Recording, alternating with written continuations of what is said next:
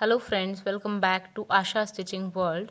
आज मैं आपको एक बेबी कैप का फैब्रिक कटिंग और स्टिचिंग बताऊंगी। मैं पेपर पैटर्न नहीं बताऊंगी क्योंकि बहुत ही सिंपल मेजरमेंट्स हैं। तो सबसे पहले मैंने एक कपड़ा इस तरीके से फोल्ड करके यहाँ पर ऐसे रखा है, बिछा दिया है और इसमें मैं मेजरमेंट ले रही हूँ।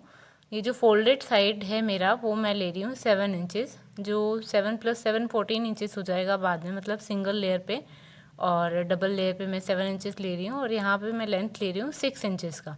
तो 6 इंचेस पे मैं यहाँ पे मार्किंग कर देती हूँ और यहाँ पर पे भी मैं 6 इंचेस का इस तरीके से मार्किंग करके ऐसे ज्वाइन करूँगी। तो इसे मैं कट कर लूँगी एक रेक्टेंगल शेप को, जो मैंने पहले ही कट कर दिया है। देखिए सेम है साइज़ और मैं इसका फिर भी मेजरमेंट आपको बताती हूँ। फोल्डेड है, ये कपड़ा फोल्ड किया हुआ है बीच में से और उसके बाद में फोल्ड करने पे 7 इंचेस है यहाँ पर मेरा लेंथ और यहाँ पर मेरा विड्थ है 6 इंचेस का। 6 इंचेस का है और अब मैं फ्रिल की कटिंग करूँगी। मतलब जैसे मैंने फ्रिल लगाई थी झबले में, वैसे ही मैं इसमें फ्रिल लगाऊंगी। तो 14 इंचेस लेंथ और इसकी जो विड्थ है मैं 4 इंचेस की ले रही हूँ। आप कम ज़्यादा कर सकते हैं। और इस तरीके से मैं इसे स्ट्रेट लाइनिंग करूँगी। 14/4 का कपड़ा, ये 14 इंचेस भी ऑन फोल्ड है। इसको बस मैं कट कर देती हूँ और ये भी मेरी कटिंग रेडी हो गई है। अब मैं एक और बार फोल्ड कर रही हूँ कपड़ा और ये जो मैं कपड़ा फोल्ड कर रही हूँ अब ये 12 इंचेस पे फोल्ड किया है और 12 इंचेस पे मैं डोरी या पाइपिंग के लिए कपड़ा निकालूंगी। तो इसकी विड्थ मैं लूँगी 2 इंचेस की। जैसे मैंने 2 इंचेस इसके लिए लिया है और फ्रिल के लिए मैंने 4 इंचेस का विड्थ लिया है और एक रेक्टेंगल मैंने फोल्ड पे मेन कैप के लिए निकाला है। तो बेसिकली मेरी कटिंग्स हो गई है। एक है मेरा फ्रिल का कपड़ा, एक है मेरा डोरी कम पाइपिंग का कपड़ा और एक है मेन कैप का कपड़ा। तो मैं मेन कैप के कपड़े में यहाँ पर 1 इंच का मार्किंग करूँगी और फोल्डेड साइड जहाँ पे है वहाँ 1 इंच का इस तरीके से टेढ़े में मार्किंग करके ऐसे कर्व शेप दे दूँगी। देखिए इस तरीके से कर्व शेप दे दूँगी और अब मैं इस कर्व शेप को कटिंग कर दूँगी सीज़र की हेल्प से। देखिए इस तरीके से ये फोल्डेड साइड है और ये मेरा ओपन पार्ट, ओपन साइड है, मतलब जहाँ से फोल्ड नहीं है कपड़ा। तो अब मैं सबसे पहले इसकी स्टिचिंग कर देती हूँ। जो कर्व साइड है मेरा, अब मैं उसकी स्टिचिंग कर रही हूँ। देखिए फोल्डेड साइड की वजह से मैंने स्टिचिंग करना शुरू किया है और ये मैं एंड तक स्टिचिंग दे दी हूँ। अब मैं आपको इसको ओपन करके दिखाती हूँ। ये देखिए इस तरीके से कुछ हुआ है मेरा स्टिचिंग करने के बाद में। अब मैं यहाँ पे नीचे फिनिशिंग दूंगी फ्रिल से। तो फ्रिल में मैं इस तरीके से कपड़ा फोल्ड करूँगी और अब मैं यहाँ पर ये जो सीधा साइड है, सीधे साइड पे इस तरीके से रख के सिलाई करूँगी। तो ये कुछ इस तरीके से हो जाएगा। सिलने के बाद में मैं आपको करके दिखाती हूँ। देखिए इस तरीके से मैं फ्रिल बनाऊंगी जैसे कि मैंने झबले में बनाई थी। आप चाहें तो दूसरा भी पैटर्न डाल सकते हैं, पर सेट भी अच्छा रहेगा तो मैंने यही पैटर्न चूज़ किया है। देखिए इस तरीके से एक एक करके दे दीजिए तो बहुत ही सुंदर बनेगी ये। और अगर आपके पास में कंटिन्यू इतनी लंबी फ्रिल के लिए, मतलब 14 इंचेस का फोल्डेड में कपड़ा नहीं निकल रहा है, तो आप छोटी छोटी स्ट्रिप्स कट कर सकते हैं और उसको आप बीच में से ज्वाइन कर लीजिए और फिर फोल्ड करके और इस तरीके से आप लगा दीजिए फ्रिल करके।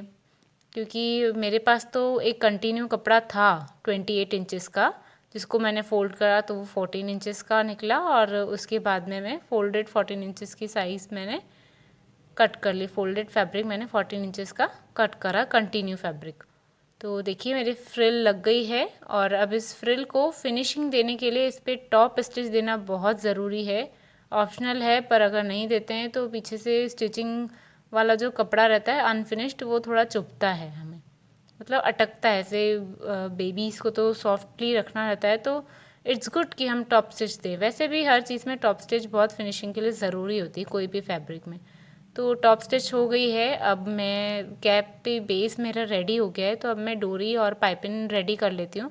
इसके लिए देखिए मैंने कैप का मिडिल पार्ट निकाला है यहाँ से और अब इसे मैं ठीक से रख करके और यहाँ पे जो फ़ोल्ड, ये जो डोरी का कपड़ा है वो मैंने सेंटर से फ़ोल्ड किया है और अब मैं यहाँ पे मार्किंग कर रही हूँ। फ्रिल के एंड के उधर मैंने मार्किंग कर ली। ऊपर से मैंने मैच कर लिया मिडिल पार्ट, डोरी का भी मिडिल, डोरी की स्ट्रिप का भी मिडिल पार्ट मैच करा, कैप का बेस का भी मिडिल पार्ट मैच करा। और अब मैं ये जो मार्किंग लगाई है मैंने, देखिए थोड़ा डार्क कर देती हूँ, जो फ्रिल के उधर से मैंने मार्किंग लगाई थी उस मार्किंग से मैं स्टिचिंग शुरू करूँगी।